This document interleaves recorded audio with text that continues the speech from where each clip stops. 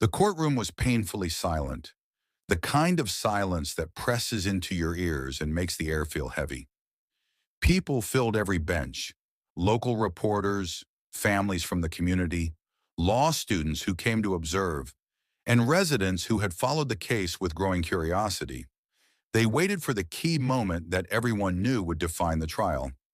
They waited for the arrival of the only witness who claimed to have seen the incident happen, a terrified child. The defendant, Marcus Pitts, sat at the far end of the courtroom, hands folded tightly in front of him. He tried to appear calm, but his eyes were restless.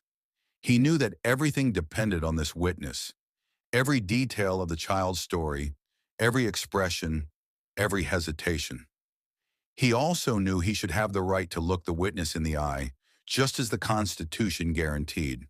But on that day, something unusual was about to unfold. Something that would eventually echo all the way to the Supreme Court of the United States. The bailiff entered carrying a large wooden screen, tall, heavy, almost theatrical in its presence. Gasps filled the courtroom. It looked out of place, like a prop from a stage play rather than a tool for a court of law. Two officers set it down in front of the witness stand, positioning it deliberately so that the child would not see the defendant. The defense attorney rose immediately, his chair scraping the floor. "Your Honor," he said firmly, "this is a violation of the Sixth Amendment.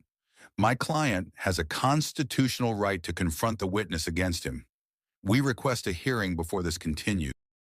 But the judge shook his head. Mississippi law allows protections for child witnesses. The statute is clear. The child will testify behind the screen. There was no hearing, no expert testimony, no examination of whether the child was so traumatized that seeing the defendant would prevent them from speaking.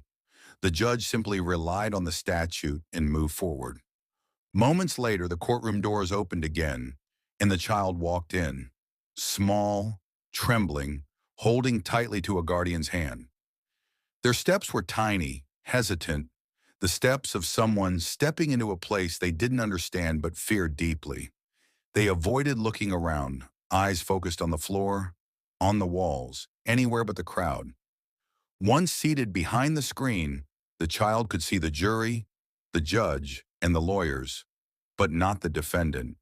And Marcus Pitts couldn't see the child at all. The screen stood between them like a wall, like a silent accusation that he wasn't worthy of meeting his accuser face to face. The questioning began slowly. The prosecutor's voice was soft, gentle, as if handling a fragile object. The child's voice quivered at first, barely audible, but grew steadier as the prosecutor guided them through their account. Jurors leaned forward, their expressions shifting from concern to anger to sympathy. But for the defense attorney, cross-examination felt like fighting blindfolded. He couldn't see the child's body language, couldn't observe reactions, couldn't assess whether the child seemed coached, confused, or uncertain. Every question felt like a shot in the dark, and every answer echoed back as if spoken from behind a closed door. At the defendant's table, Marcus clenched his fists. He wanted to see the witness, needed to see the witness. He felt stripped of his right to defend himself properly. He felt helpless, as if a trial was happening around him while he watched from the outside. When the testimony ended, the screen was removed. The courtroom exhaled collectively, though no one dared say what many were thinking, that something didn't feel right. The jury deliberated for hours. When they returned, their decision was swift: guilty. The weight of the verdict fell heavy over the courtroom. The prosecution was relieved. The community felt justice had been served. But the defense rose immediately and declared that the verdict would be appealed. They did not argue about the child's story itself. They argued about how the story had been told, shielded, protected, hidden behind a barrier never justified by evidence. Appeals began. In Mississippi courts, the argument grew more intense. The defense insisted that the trial court had no right to block the defendant's view without proving necessity. Trauma couldn't just be assumed. It had to be demonstrated. The Constitution couldn't be bypassed in silence. The state argued the opposite. They said the child would have been too scared to testify otherwise.